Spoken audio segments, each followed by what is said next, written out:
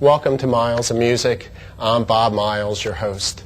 Volumes have been written about today's guest. No words can describe the contribution he has made to jazz and to music in general. He is one of the most distinct voices in jazz guitar. I'd like to welcome Pat Martino. Thank you, Bob. Pat, it's an honor to be here with you today. It's truly a pleasure. It's my pleasure. Thank you very much. Let's go back in time, Pat, to when you were a child. Your first memories of the guitar and how you were introduced to the guitar. I think my first memories of the guitar are exactly the way they are every morning when I awake. And the instrument is there with no expectation on its behalf as well as my behalf. And I thank God that I'm still childish and I'm still playful and I still depend upon such things to be as creative as possible whenever I have the opportunity to do so, when responsibilities do not infringe upon such freedom. So it takes me back to when I was a kid and just the ability to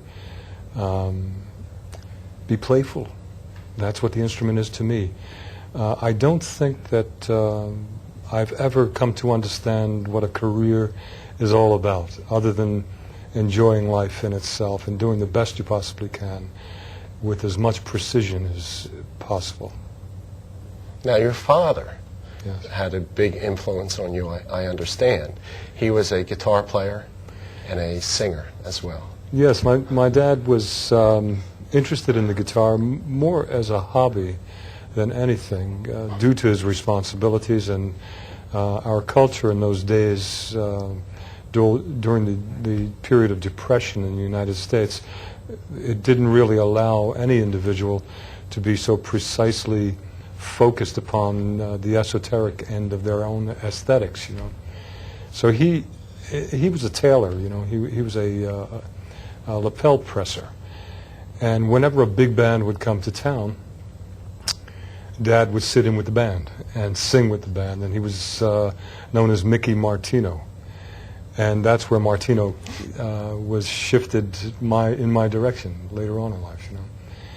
But that's what Dad enjoyed doing most of all. His assistance in terms of leading me toward committing myself to the instrument was as a parent more than as someone who was interested in jazz. I was told at the age of 3, I snuck into his bedroom where his guitar was under the bed, and I played with it like any child plays with a toy, unaware of any kind of abrasive accident to themselves, you know. And I cut my fingers on the strings and started bleeding as a child. And what I did from there was I still remained to be creative, totally inexperienced, and I began to paint on his bedroom wall. Well, that caused my dad to say, "You will not go into my bedroom again and play with my instrument. You're not allowed to do that." And that's what happened. I wasn't allowed.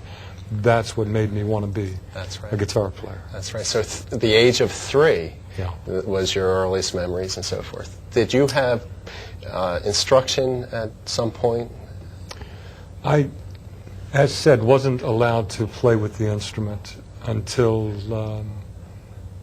a number of things had to evolve in terms of our family itself. Being an only child, my position with our family had a great deal to do with being the audience many times to Mom and Dad. You know, Mom and Dad portrayed their responsibilities as parents, and I watched what they did, and what I was supposed to do was given to me as in terms of my part in the family. So this was something that brought about me avoiding a serious commitment to the instrument due to school, due to Roman Catholic Church, communion, confirmation, all of these procedures came first. When I became 12 years old, I then was given my first guitar from Dad, which he purchased at a pawn shop for $10, and the action was about this high. Do you still have that? The strings? No, in fact, yes, I do. I do have that. Yeah, that's in storage. And that was my first instrument. It lasted, I believe, for a little over a week and a half. And my father saw that I was serious and bought me a Gibson Les Paul, a golden Les Paul standard guitar at a place called Wurlitzer's that used to be located on Walnut Street in Philadelphia. And that came about because my hand started bleeding from this pawn shop guitar. So it went back to the beginning. It was a full circle. You know.